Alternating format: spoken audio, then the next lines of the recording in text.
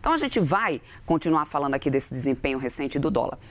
Para essa conversa, eu chamo aqui o CIO da Gordon Capital, que já está aqui comigo, o Marco Rabix. Marco, meu querido, muito bom dia para você. Bem-vindo sempre aqui à nossa programação. Obrigado por ter aceito aí nosso convite. Obrigado, Débora. Um bom dia, sempre um prazer. Eu sei que, perguntar assim, para onde vai o dólar? É sempre aquela questão que dá uma certa dor de barriga nos economistas e vocês sempre querem bater na gente quando a gente faz isso, mas todo mundo fica curioso quando a gente tem um movimento como esse. Mas antes de chegar numa expectativa para o dólar, vamos tentar falar um pouco sobre o que trouxe o dólar até aqui?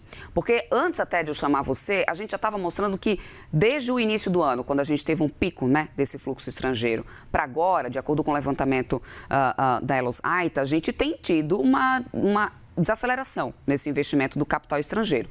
Porém, se a gente comparar com o ano passado, a gente está muito bem nessa entrada e nesse fluxo.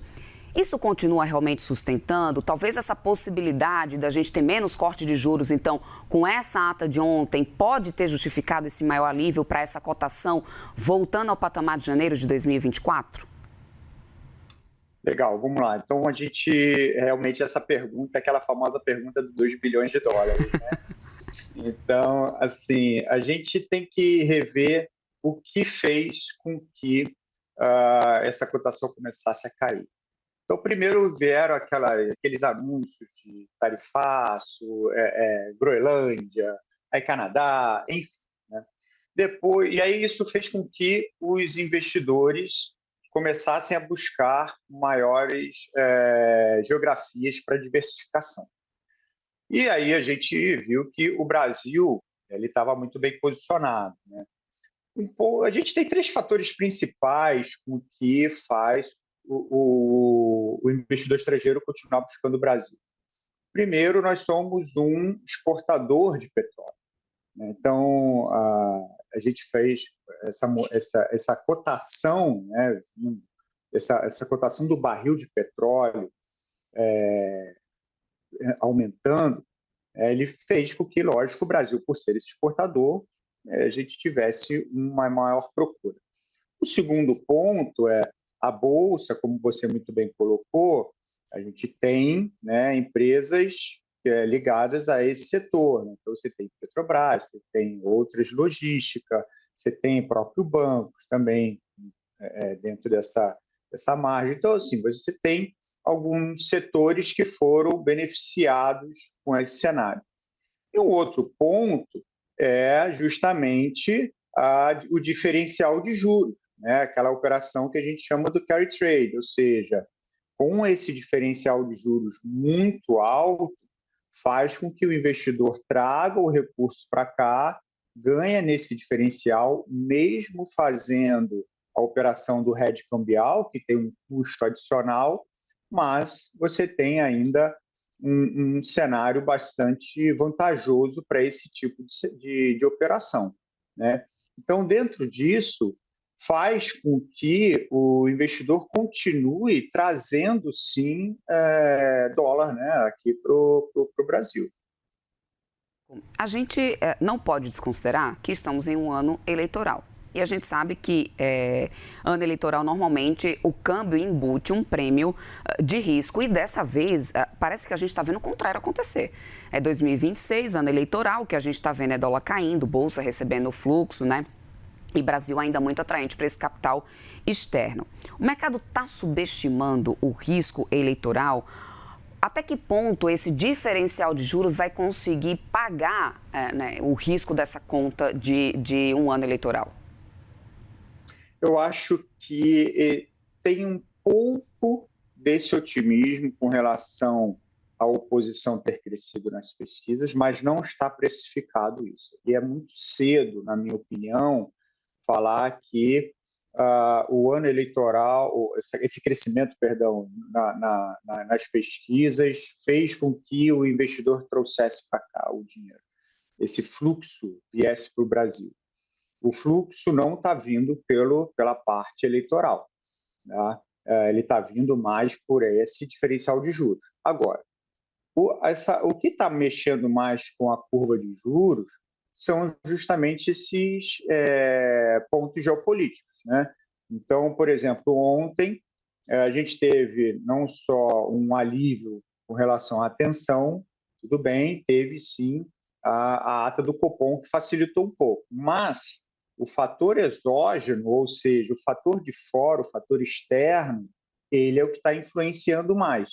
Então, como se a gente tem esse fator do petróleo ainda, esse conflito geopolítico com o Irã, Estados Unidos, ainda não tem uma solução, na verdade, não tem nenhuma expectativa ainda, teve um alívio, sim, na tensão, isso mexe, né, isso impacta a nossa inflação aqui, dado que a própria ata do Copom mencionou ontem que esse risco exógeno, ele é o que está sendo predominante agora, né, na análise das próximos possíveis cortes. Tanto e a ponta longa da curva de juros ontem caiu menos do que a ponta curta. Então, essa é a percepção do mercado hoje, ou seja, a gente tem uma possível, sim, continuidade no alívio da taxa de juros, mas não com uma expectativa anterior, que seria uma expectativa maior. Marco, a gente sabe que existe um patamar de dólar que é saudável e a partir de um determinado ponto acaba a impactar bastante, porque o Brasil é muito forte em exportação e um dólar também muito abaixo pode acabar trazendo impacto significativo para a nossa balança comercial. A gente já tem algumas empresas exportadoras, especialmente no setor de papel e celulose, que já têm sentido a pressão nos resultados agora do primeiro trimestre por causa desse dólar mais baixo. Né? Até que ponto o câmbio deixa de ser uma boa notícia macro e começa a virar um problema micro?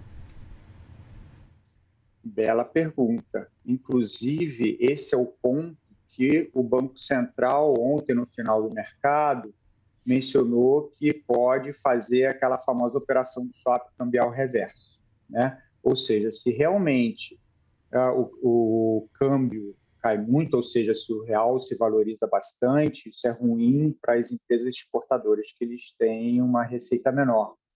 E o que seria essa operação do swap cambial reverso? É a compra do dólar futuro. Então, isso mostra com que o Banco Central, sim, já demonstra essa preocupação de uma valorização excessiva, né, desse mercado. Tá? Então, o que isso pode ver? Isso, o Banco Central ele vai mostrar como que ele vai fazer essa operação. Será que ele vai fazer uma operação a seco ou ele vai fazer uma operação casada com uma venda de dólar à vista aqui, né? Então, a gente tem que ver esse ponto. Agora, sim, uma valorização em excesso do real, isso pode trazer algum problema de receita para as empresas exportadoras. E aí, quais setores? A gente já está vendo alguns impactos em relação ao setor de papel agora, por causa da temporada de balanços, mas a gente também passa por um momento, como né, agora no início da nossa conversa, o senhor muito bem mencionou sobre isso. O Brasil, por ser produtor também de petróleo, acaba atraindo bastante receita nisso.